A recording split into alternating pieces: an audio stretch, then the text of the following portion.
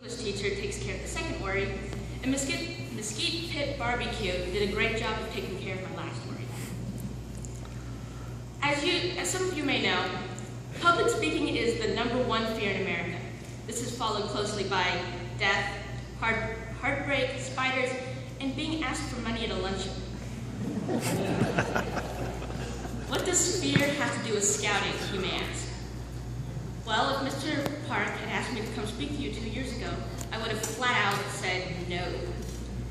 But because of my scouting experience, I was flattered and excited to be at the campus today. I'm grateful to adults like all of you who give their time and talents and treasures to the scouting program. So if you don't mind, I'd like to spend a few minutes speaking about what scouting has done for me. One evening a few years ago, my dad was reading the BSA Youth Leadership Training Continuum. Then before I knew it, I was signed up for both National Youth Leadership Training, which we in Longman Council like to call Twin Arrows, and National Advanced Leadership Experience at Philmont in the same summer.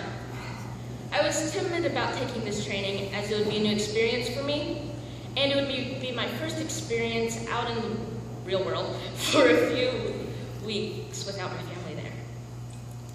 I soon discovered these training courses were very organized, the staff definitely knew what they were doing, and the course was full of leadership, team building, and personal management training that I am glad I have. Gaining confidence and becoming a leader is a journey, and the skills that I learned at these courses were important steps in that journey for me. Since that training, I've staffed Wood Badged 4 times, including once at Philmont. I've staffed Twin Arrows last summer, and I am staffing again this July. And I've been an instructor at a Trainer's Edge course to help scouters with presentation skills. A while later, I had the opportunity to go to a Kodiak experience. Kodiak is a week-long high-adventure trip that lets participants use the NYLT and NAIL training they had received earlier to plan and lead the entire program by themselves. Kodiak is like no other experience in or out of scouting. On the last day of Kodiak, we planned to have a dinner, and we invited some of our parents to join us at Bubba Guns Shrimp on Pleasure Pier in Galveston. But within 1 minute of sitting down, we realized that we hadn't allowed ourselves enough money from our budget to actually buy the dinner. Within 2 minutes, we had checked with the participant that was acting as our treasurer, and we had all 15 of us, myself included, had voted to raise our budget so that we could actually buy dinner. A bunch of teenagers making a decision like that so quickly and efficiently really impressed the parents that were there. The ability for a team to react and respond so effectively to a situation like that is a direct result of the skills and experiences we have learned in scouting. That week made a memorable impact on my life and my view of leadership and team dynamics. Another example of how the program shapes young people is the stunning new flagpoles at Camp Holland. You can see them over the trees as you drive west on Santa Fe.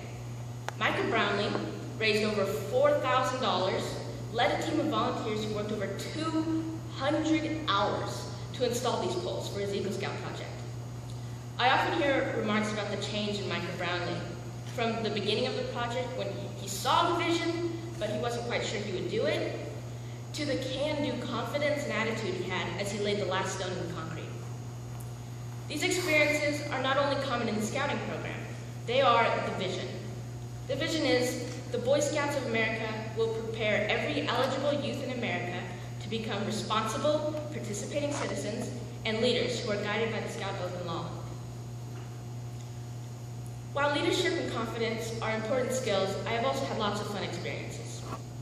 Getting up at 5 a.m. in the morning to speed and saddle 20 horses as a wrangler at summer camp, running a 28-foot sailboat aground, planning high-adventure trips with my crew to both Florida Sea Base and Philmont, sleeping in a tent in below freezing weather, spending countless hours eating ice cream with my friends after our crew meeting, and finally, getting to speak in front of several hundred people at a Friends of Scouting banquet.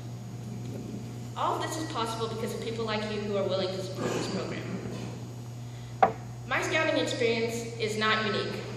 Take my brother's scout troop, for example. Troop 76 currently has 28 active scouts. These 28 scouts have accumulated 354 camping nights, earned 76 rank advancements, including 1 Eagle Scout, 2 Life Scouts who are working on their Eagle Scout projects, and over half of them are first class or higher rankings.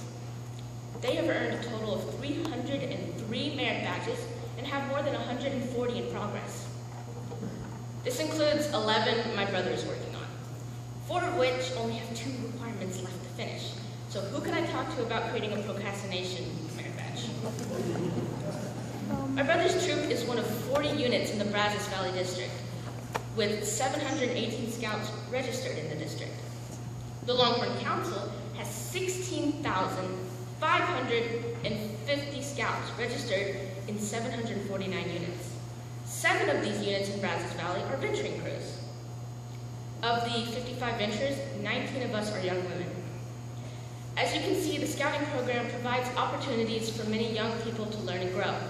It gives young men and women opportunities to stretch ourselves, to find our strengths, and to work with each other in teams that help us minimize our weaknesses.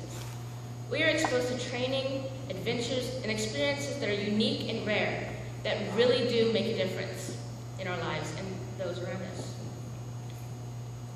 I heard a story once that relates to the impact of scouting very well. A man came home from a very long and tiring day of work. All he wanted to do was sit back in his favorite chair and read a newspaper. But his young son came in and wanted to get his dad outside to play football with him. So in an attempt to secure a few more minutes of decompression time, the man cut out a picture of the earth that was in the newspaper he was reading, and he tore it into several small pieces so his son could put it together like a puzzle. Less than a minute later, he looked up and saw that his son was already done with it. When he asked his son how he managed to do it so fast, the son replied, "There was a picture of a boy on the back, and when you put the boy together right, the world is right." In closing, I would like to answer a question I left unanswered earlier. What does fear have to do with scouting? Scouting has been a great place to experience and face some fears. Like looking down a 30 feet down a rock face right before I rappelled down it, chasing a tent across a beach in a hurricane-like downpour, that was fun, or speaking in front of a group like this.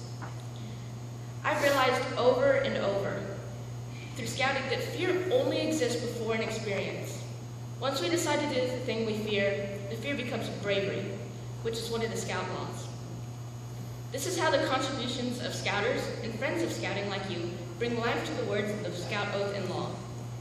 By creating opportunities to challenge ourselves, living out these words in a safe and challenging environment over and over until they become a part of us. I encourage you to experience some of the excitement and adventure I have shared with you today by taking a leap of faith and writing a check that is bigger than what you might be comfortable with and might cause you a little fear.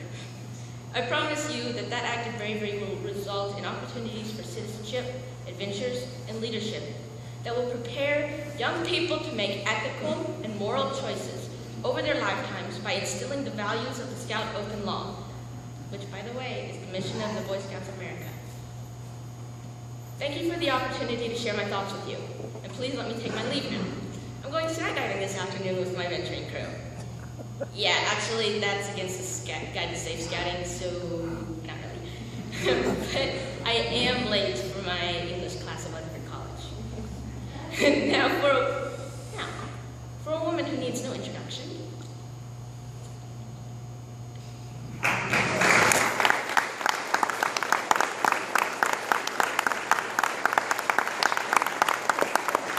Pretty good. She did pretty good.